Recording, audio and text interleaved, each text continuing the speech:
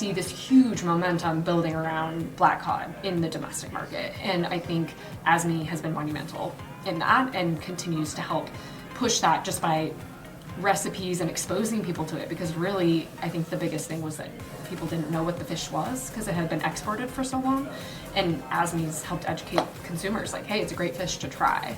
So that's a huge win for us for sure. What fishermen need to know right now is marketing for salmon is not hard right now. And I couldn't have said that 2 years ago. 2 years ago we were down at the very bottom of the trough, and now we're at the top of the swell. Any meeting, the most important things we talked about were the importance of the EO banning Russian product from the domestic market and how we really feel those impacts on our Alaska crab species.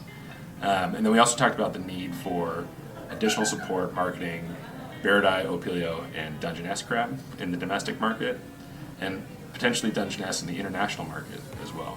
So, big discussion during the Whitefish Committee meeting was promoting the premium quality of Alaska seafood, the awesome health benefits, instead of just always promoting the value, we want to be promoting that Alaska is the best, so that we can get the best price for fishermen possible, because that's all I think about all day long.